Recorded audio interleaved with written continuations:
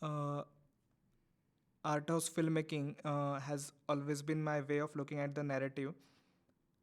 I prefer treating the narrative philosophically rather than literally, but for a reason. As soon as you lose the whole world in literal sense, you can cross the boundaries in any art form.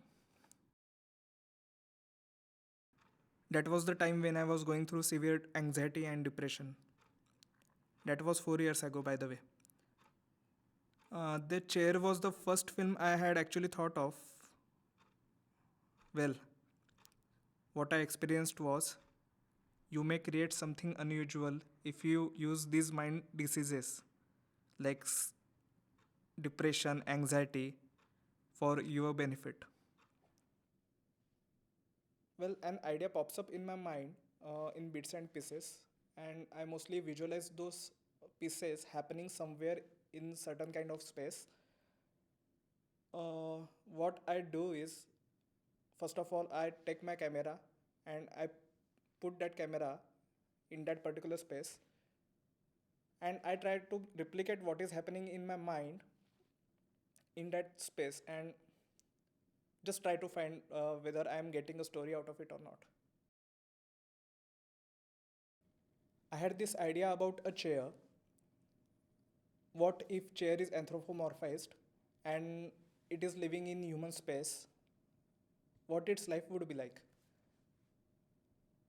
So you will find a difference between human behavior and the chair behavior, feelings per se, because we know that how we handle actually objects, and we know that chair doesn't have feelings. Chair is a non-living thing.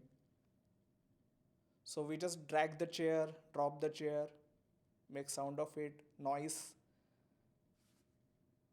So there is a kind of difference and contrast between the feelings of a chair and the behavior of human being.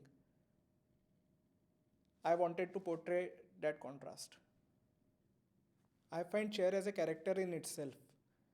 Um, this is a real world chair. It will not speak or move or act in any way. Instead, it will express itself in terms of sadness and happiness.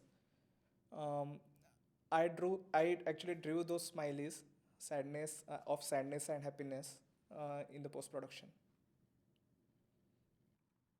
Human behavior stands as a reason for the chair to react. Basically, there is no reason for the chair to be there, but that was the space I visualized for the first time, and that's where I wanted chair's life to go by. But I needed to find the reason for the chair to be there, and so I introduced one man in the story. One man drags the chair in that mess. He puts the chair right there.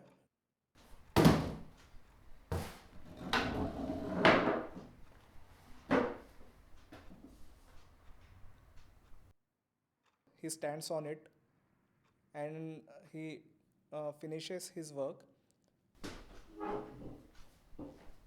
He leaves the chair right there and just leaves the place.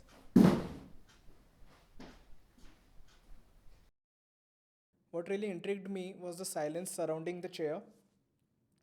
As the chair is not moving, it is not acting in any way, neither it is talking. So silence around it becomes its identity. And I think silence is peace and silence is innocence as well. Sometimes what we listen through ears is more painful than what we see through eyes. So chair is kind of disturbed by the human noise. All you have to do is sign those papers and we're good to go. I told you I'm not going to sign them. Tracy, we're going to get millions if you just sell the house. Why don't you just understand that? This house is important to me. We spent our childhood here. Tracy, please! Oh, enough, Chris. Just get over it. Chair has smiled over the years. The woman in the house is singing lullaby to her child. Chair hears it and smiles. Rock-a-bye baby on the treetop. When the wind blows, the cradle will rock. When the bough breaks, the cradle will fall, and down will come baby, cradle and all.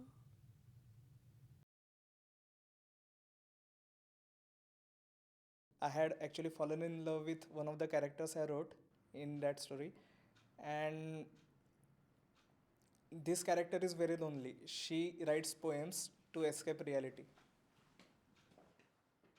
Alone in our togetherness, alone we always stand.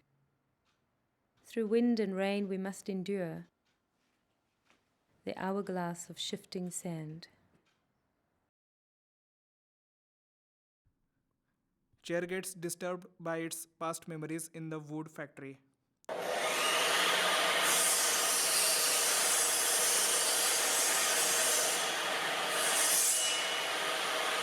It cries too. We sometimes see moisture on the wood. I decided to use it as tears. Well, I haven't finished the film yet. Initially, there was an old chair which was in my mind.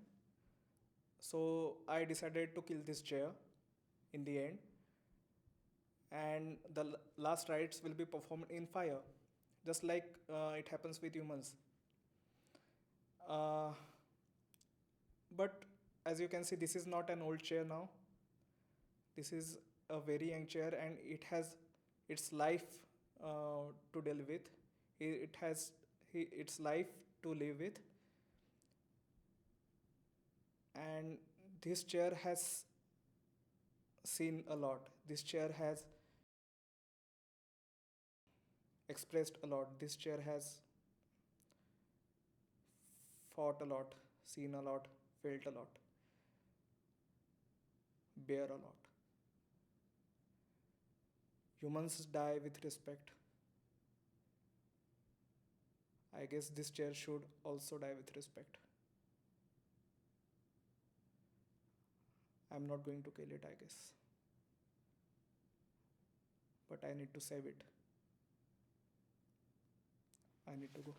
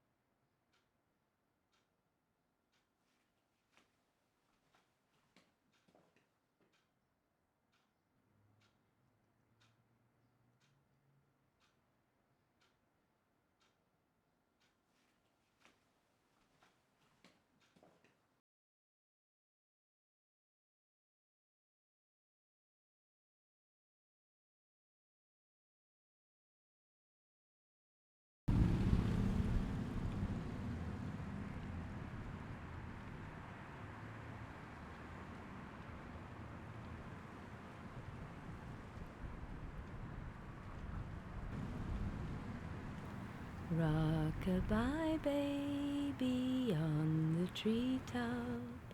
When the wind blows, the cradle will rock. When the bough breaks, the cradle will fall, and down will come baby, cradle and all. Good night, my little angel.